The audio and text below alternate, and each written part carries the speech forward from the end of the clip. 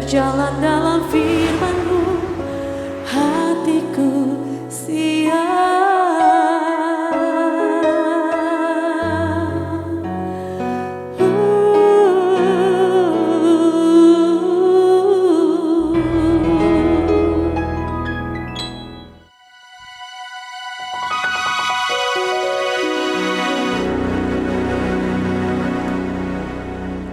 Salam, lover yang dikasihi oleh Tuhan Yesus Kristus. Senang boleh kembali bersama-sama kami program Rest and God. Malam hari ini kita akan mempersembahkan waktu kita beberapa saat ini kepada Tuhan. Kita nikmati hadirat Tuhan, kita memuji, menyembah Tuhan, kita mendengarkan firman Tuhan, merenungkan kembali apa yang Tuhan akan ajarkan, akan sampaikan kepada kita semuanya.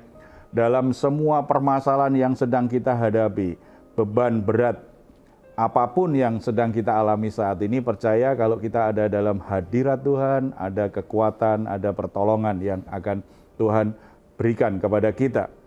Tuhan Yesus berkata, marilah kepadaku semua yang letih lesu dan berbeban berat, aku akan memberi kelegaan kepadamu.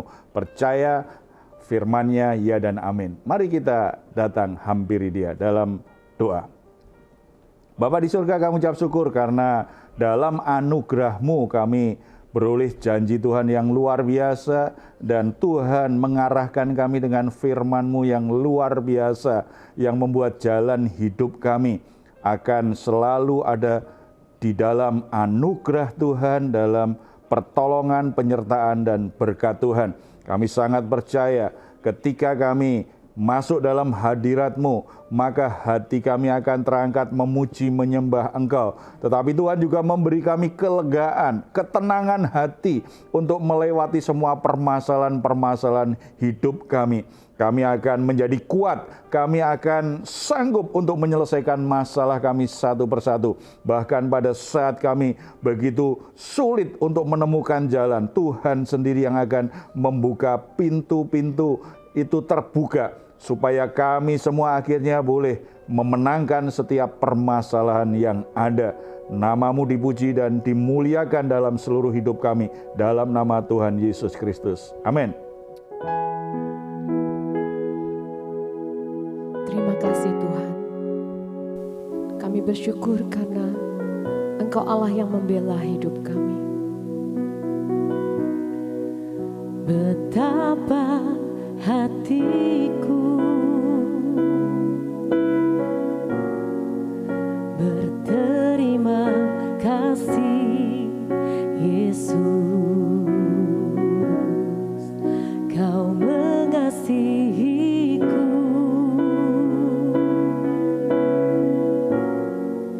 Kau memilikiku.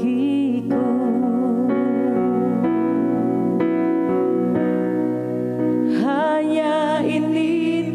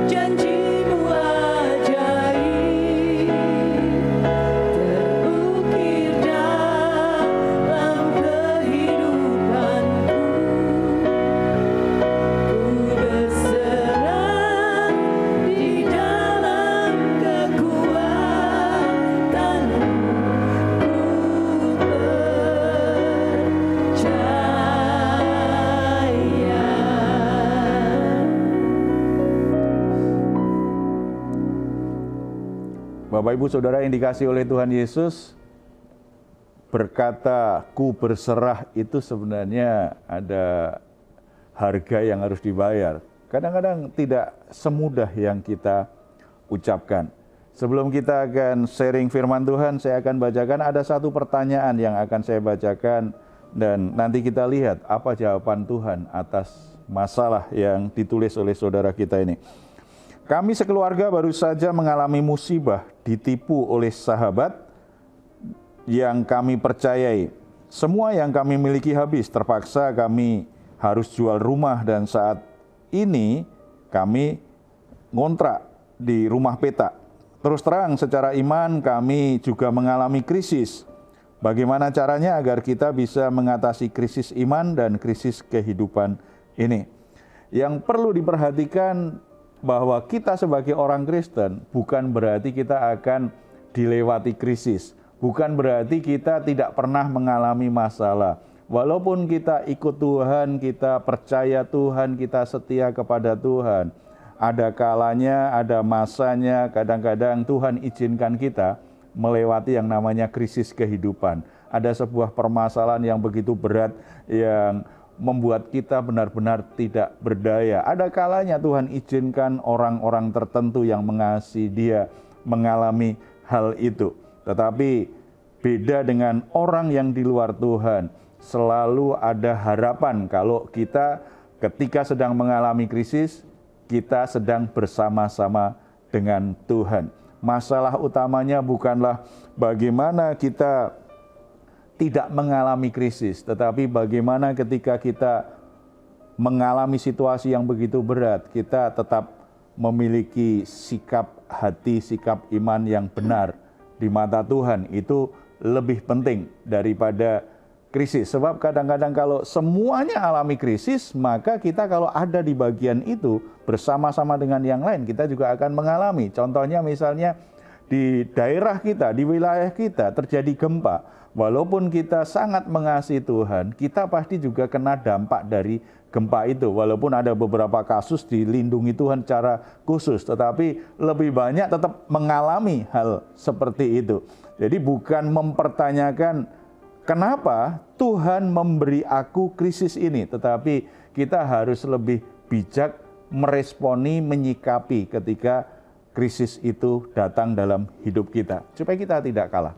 Nah, bagaimana Pak kalau gitu supaya kita bisa mengubah krisis itu menjadi kelimpahan, Pak? Nah, artinya tidak kekurangan terus, tetapi justru berubah menjadi sebuah kesempatan kita untuk semakin menikmati kehidupan yang lebih baik. Itu namanya mental pemenang itu seperti itu. Tidak takut dengan masalah, tetapi justru masalah apapun menjadi sebuah kesempatan untuk menemukan jalan yang baru, menemukan kreativitas yang baru, menemukan kesempatan-kesempatan yang baru, mengambil jalan yang lebih benar dalam kehendak Tuhan. Sehingga jalan itu pasti jalan yang diberi anugerah dan berkat oleh Tuhan. Kita bisa belajar satu kasus dari kisah Ishak di Kejadian pasal 26. Ayat 1-15, kita lihat bahwa Ishak ini juga mengalami namanya krisis yang begitu berat. Tetapi bagaimana dia bisa keluar dari krisis itu? Kita baca ayat yang pertama dulu. Maka timbullah kelaparan di negeri itu. Ini bukan kelaparan yang pertama yang telah terjadi dalam zaman Abraham. Sebab itu Ishak pergi ke Gerar kepada Abimelek, raja orang Filistin. Ishak tinggal di tanah perjanjian, mewarisi warisan Abraham. Warisan Abraham adalah berkat Tuhan. Tuhan berjanji akan memberkati Abraham dan keturunannya. Kemudian apa yang sudah dimiliki oleh Abraham itu diwariskan kepada Ishak. Ishak ini berada di tempat yang terbaik yang Tuhan sudah tetapkan. Ishak keluarga yang sangat diberkati Tuhan. Tidak hanya dia, tetapi juga orang tuanya. Diberkati Tuhan. Ada janji Tuhan bahwa keluarga mereka akan diberkati oleh Tuhan. Semuanya ideal, semuanya dalam keadaan yang memastikan bahwa sebenarnya hidup mereka akan baik-baik saja. Tetapi ternyata wilayah itu mengalami krisis. Ada kelaparan melanda. tanah di mana mereka tinggal. Dalam keadaan yang seperti ini, Ishak tidak mau terjebak dengan masalahnya. Makanya dia akhirnya membuat keputusan, aku harus pergi ke Gerar. Di Gerar itu ada Abimelek, itu sahabat ayah saya akan datang ke sana.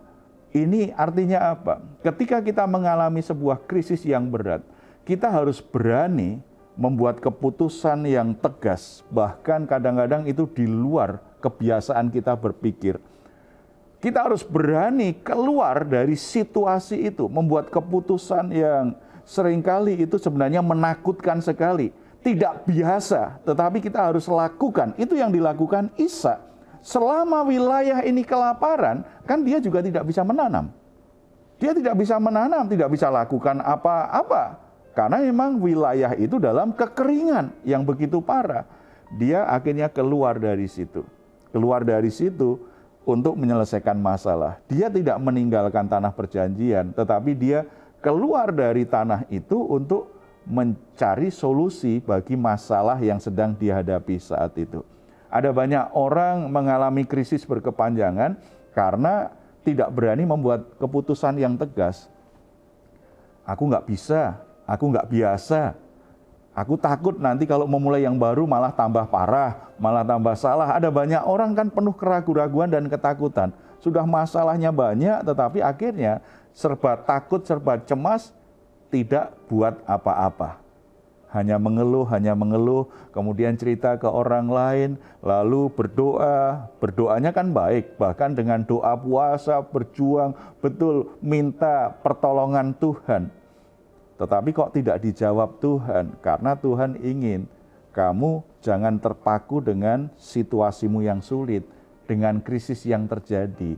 Ada pertolongan, tetapi pertolongannya tidak di sini. Tuhan menolong kita itu seringkali di luar apa yang sanggup kita pikirkan. Kita berpikir kalau kita ada masalah, oh ada orang ini bisa menolong, ada keluarga ini bisa menolong, ada sahabat ini baik sekali pasti menolong saya ini, ada bos saya ini murah hati, perhatian, senang dengan saya pasti bisa menolong saya. Ada banyak orang berpikir kalau dia alami masalah, alami krisis kehidupan, langsung kepikiran ini bisa menolong, ini bisa menolong, ini bisa menolong, tetapi tidak berani membuat keputusan melangkah keluar dari kebiasaannya. Sebab Tuhan bisa pakai orang yang di luar apa yang kita pikirkan.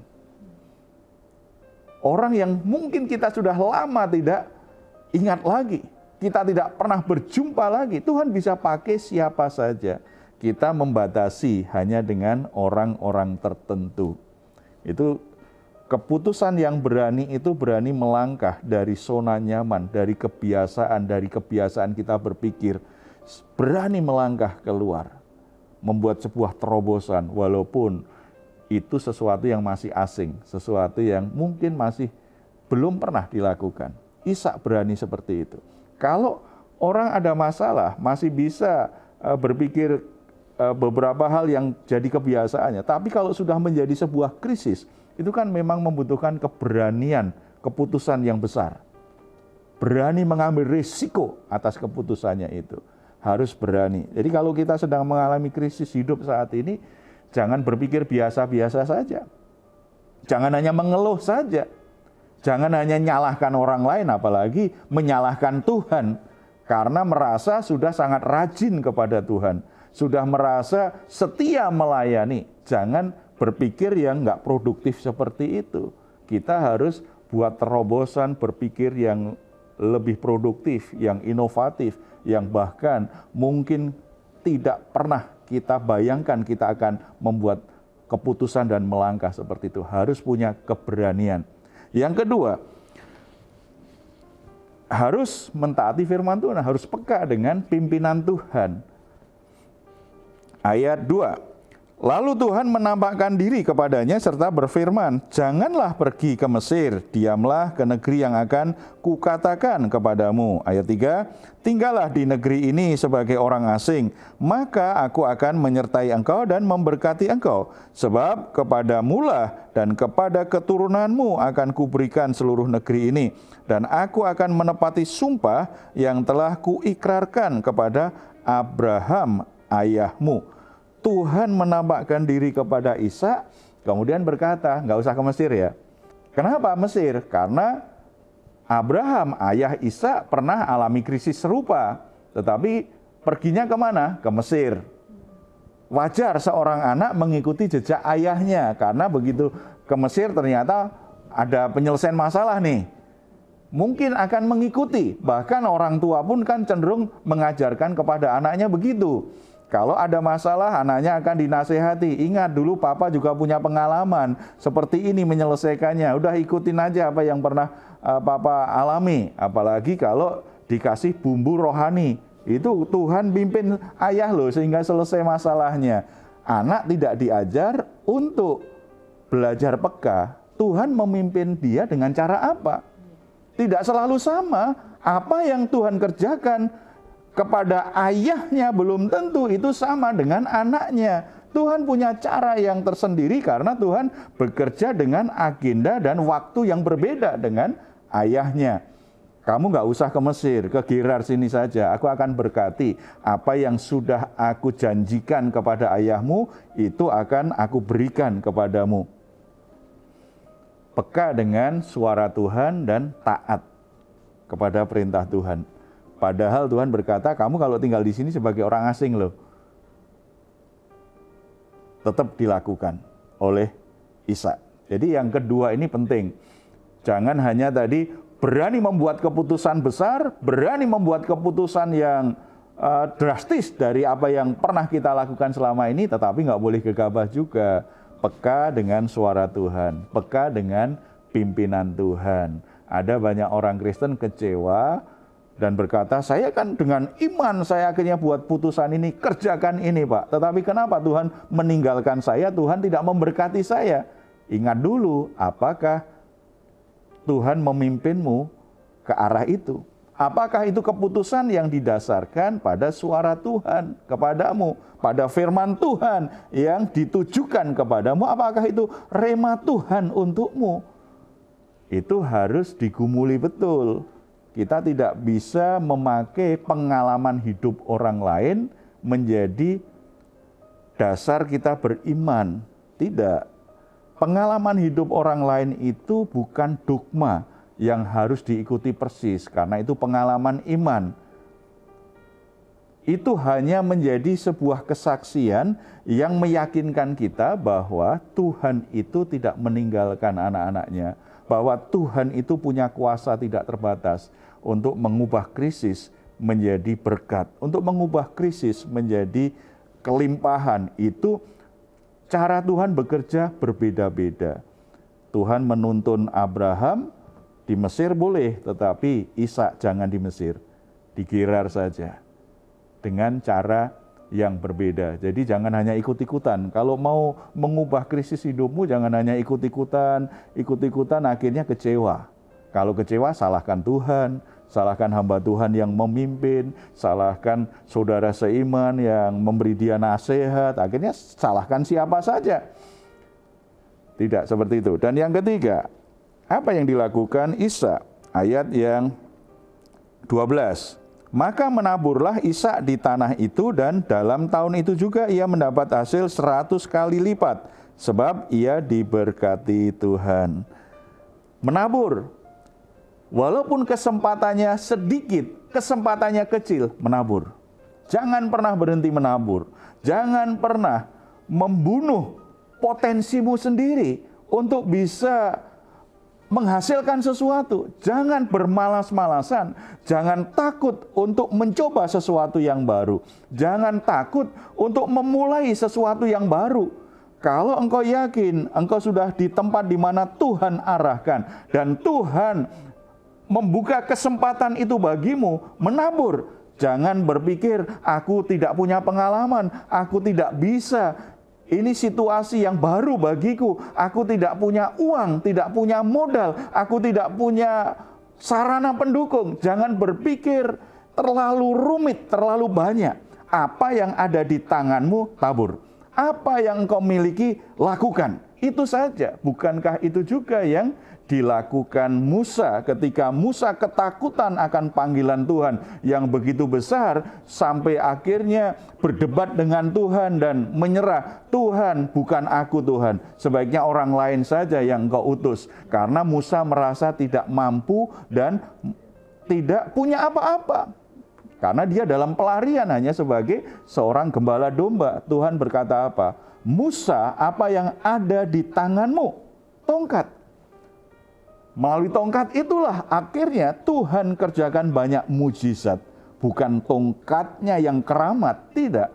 Karena Musa memakai tongkatnya untuk menggenapi rencana Tuhan. Untuk memimpin umat Tuhan yang dipercayakan Tuhan. Jadi apapun yang ada pada kita saat ini, kalau Tuhan sudah arahkan kita, membuka kesempatan bagi kita, tabur, kerjakan apa yang bisa dikerjakan. Lakukan apa yang bisa dilakukan. Apa yang ada di tanganmu, lakukan itu, tabur itu. Maka Tuhan akan memberkati. Ketika Tuhan sudah memberkati Ishak, makin lama, itu akhirnya tuainya makin banyak. Ishak meninggalkan tanah perjanjian, pergi ke Gerar. Dan akhirnya nanti menjadi orang yang berkelimpahan. Menjadi orang yang sangat diberkati oleh Tuhan. Karena apa? Dia tidak mau terjebak dengan masalahnya. Dia berani keluar untuk menyelesaikan masalah dan peka dengan suara Tuhan, dengan pimpinan Tuhan. Dia taat apa yang Tuhan perintahkan kepada dia.